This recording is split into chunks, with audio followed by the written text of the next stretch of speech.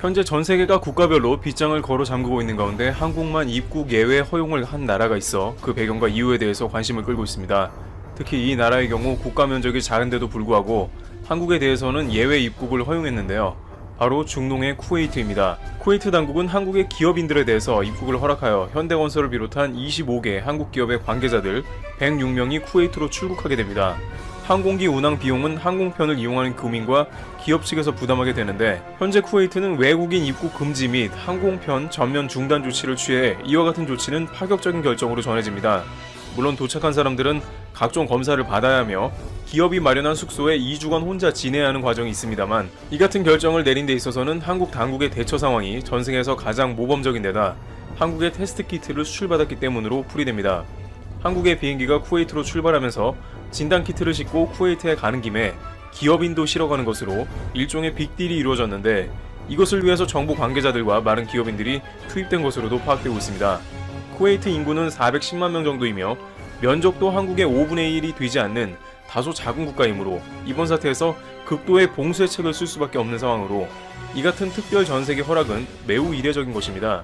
그렇지만 쿠웨이트 당국도 결정적으로 한국의 진단키트 앞에서는 어쩔 수 없었던 것으로도 파악되고 있습니다. 이웃나라 아랍에미리트 등은 한국의 키트를 도입하여 세계에서 가장 빠른 속도로 테스트를 하는 나라가 되었으며, 다른 나라들도 한국의 키트를 받기 위해서 발만 동동 구르는 상황도 연출이 되고 있기 때문입니다. 쿠웨이트 당국은 막판까지 한국을 입국시켜줄 것이냐 아니면 제외할 것이냐 크게 고민을 했다고 전해집니다. 왜냐하면 한국 말고도 미국이나 기타 수많은 쿠웨이트의 우방이 존재하므로 차별이 될 수 있기 때문입니다. 특히 미국은 오래전부터 이라크와 붙어있는 쿠웨이트를 보호해주는 국가로 미군도 주둔해 있는 곳이기도 하며 걸프만을 지켜주는 국가이기 때문에 쿠웨이트 왕실에서 적지 않은 고민을 했을 것으로 추측되는 부분입니다. 그러나 결국에는 진단키트를 실어오는 비행기에 한해서라는 전제를 달고 한국 전세기를 허락해주기에 이른 것입니다. 40만 개의 키트는 쿠웨이트의 전 인구에 가까운 테스트량을 커버할 수도 있기 때문에 포기할 수 없었던 것이죠. 이렇게 메이드 인 코리아 진단키트가 그 나라에 들어가는 프리패스가 되는 정황이 속출하고 있는 상황인데요. 바로 이와 같은 국가의 스왑 딜은 지난 모로코에서 키트를 수출하고 교민을 데려오는 딜을 연상시키는데, 이번에는 한국 기업인들이 입국을 했다는 점에서 더 큰 성과를 이뤄낸 사례라고 판단되고 있습니다.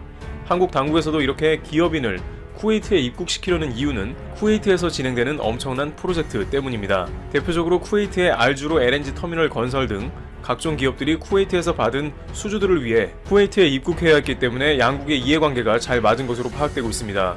또한 현대건설이 쿠웨이트만 바다 위 인공섬에서 걸프만 바닷길 36.1km를 잇는 쿠웨이트 셰이크 자베르 코즈웨이 해상교량을 준공하면서 쿠웨이트의 자부심이라고 불리우는 세계 최장 교량 중 하나를 완성해준 공적도 무시할 수 없었을 것입니다. 또한 이것은 한국 정부가 지난 G20 화상회의에서도 강조한 국가 간 경제교류에 막힘이 없어야 한다는 맥락과도 일치하여 앞으로 다양한 국가에서 이와 같은 기업인들과 의료 지원이 교환되는 성과를 확대해 나갈 것으로도 관측됩니다. 쿠웨이트에 기업인을 내려준 비행기에는 쿠웨이트 교민 220여 명이 한국 리턴편으로 귀국하는 것도 덤으로 주어집니다. 이와 같이 한국의 의료기술은 전 세계의 기업인들의 교류가 끊임없이 이루어지도록 하고 있는 공을 세우고 있습니다. 진단키트를 가진 한국만은 예외라는 특별 대우가 한국 기업들의 숨통을 틔우고 있는 것입니다. 트래블튜브 여기서 마치겠습니다. 감사합니다. 통계청에 따르면 베트남은 2020년 5월 15일까지 7조 8천억 동의 정부 예산 적자를 기록했는데, 이는 지난해 같은 기간에 77조 9천억 동의 예산 흑자와 극명한 대조를 이룬다. 이 기간 동안 국내 수입은 439조 9천억 동로 올해 전망치의 34.8%에 해당한다. 이 중 국가부문은 올 전망의 29.7%인 52조 9천억 동을 기여했으며, FDI 부문은 79조 5천억 동로 올 전망의 34.8%를 달성했다. 82조 9천억 돈은 비국가 산업, 상업, 서비스 세금에서 징수되었고, 19조 5천억 동은 환경보호 세금에서 징수되었다. 수출입으로 인한 수입은 70조 5천억 동으로 올해 전망치의 33.9%를 기록했으며, 원유 수익액은 총 18조 9천억 동으로 올해 계획 대비 53.7%를 달성했다. 개인 소득세는 국가 예산 또는 연간 추정치의 40.7%인 52조 4천억 동과 토지 사용권 48조 5천억 동으로 계획의 50.6%를 기여했다.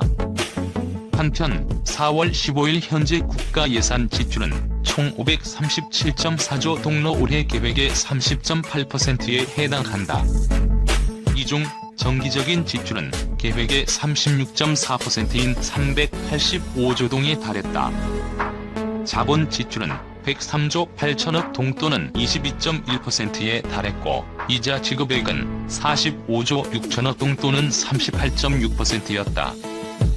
4월 초 정부 회의에서 띵띠엔 둥 재무장관은 전염병이 이번 분기에 종식될 경우 국내 GDP 성장률은 5.3%에 달할 것이며 평균 육아가 배럴당 $35라면 국가 예산은 140조에서 150조 동의 손실을 예상한다고 말했다.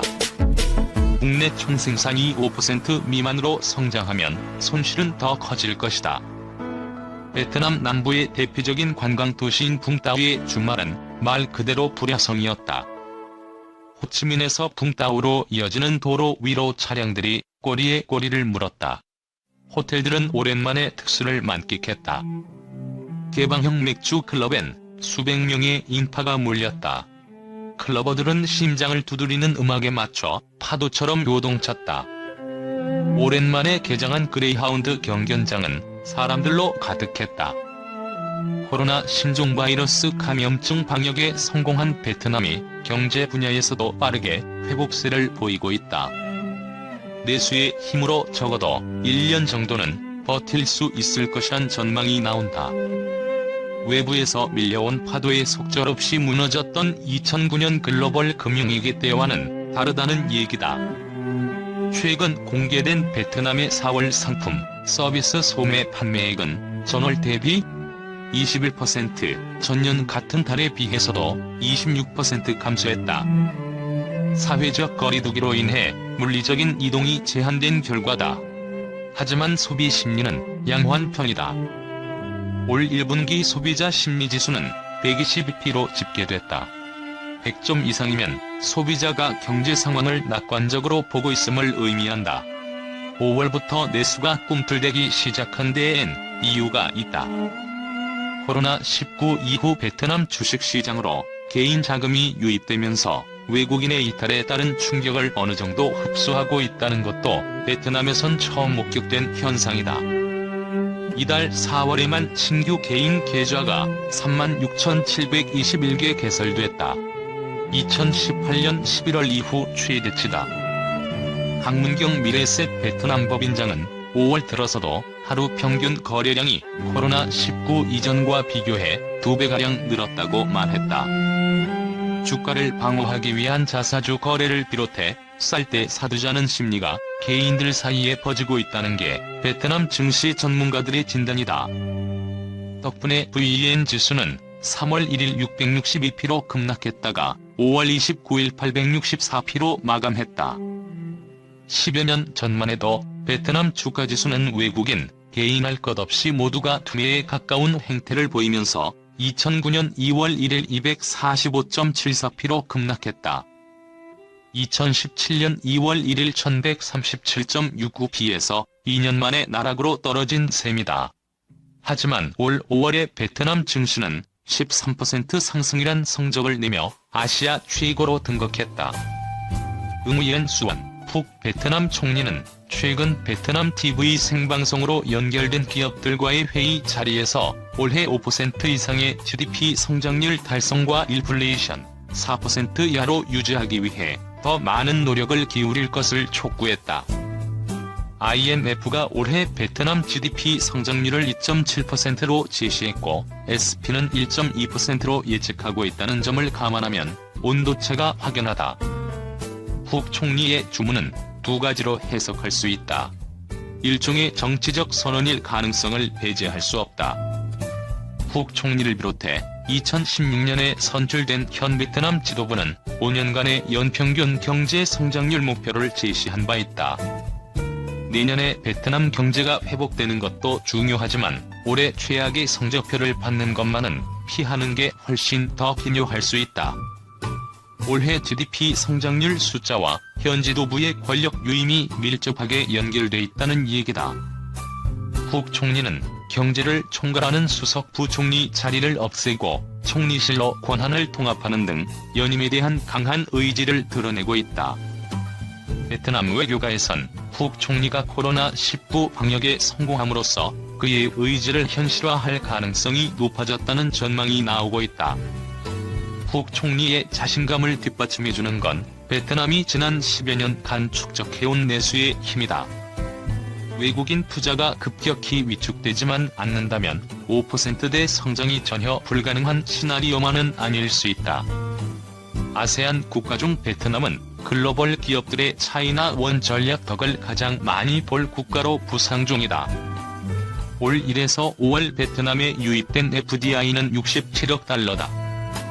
전년 같은 기간에 비해 8.2% 떨어졌지만 코로나19로 인해 글로벌 기업들의 해외 투자 심리가 위축돼 있다는 점을 감안하면 양호한 성적이다. 인도네시아는 3월까지의 FDI만 공개돼 있는데 1에서 3월에 64억 달러가 유입돼 전년 대비 9.2% 하락했다. 사회적 격리가 본격화된 4, 5월 수치가 포함되면 인도네시아 FDI 하락률은 더 클 것으로 예상된다. 삼성전자가 2008년 박린성에서 휴대폰을 생산한 것을 기점으로 베트남은 글로벌 공급망의 핵심 고리로 부상했다. 글로벌 금융위기가 빠르게 진정된 것도 베트남 등 개발도상국엔 호재로 작용했다.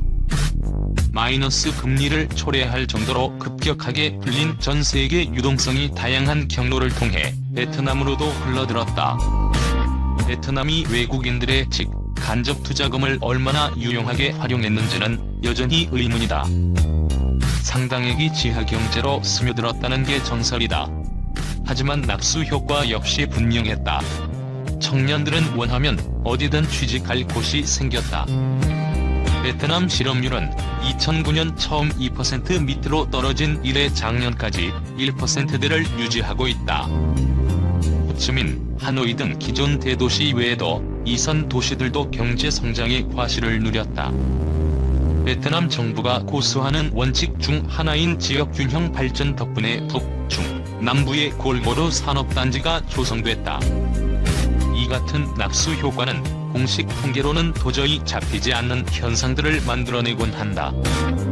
중저가 아파트 개발 업체인 NHO 관계자는 생애 처음으로 6천만원짜리 아파트를 현금으로 구매하는 호치민에 거주하는 40대 부부가 온 적이 있는데 돈다발 밑에 흙이 묻어있는 경우도 있었다고 말했다.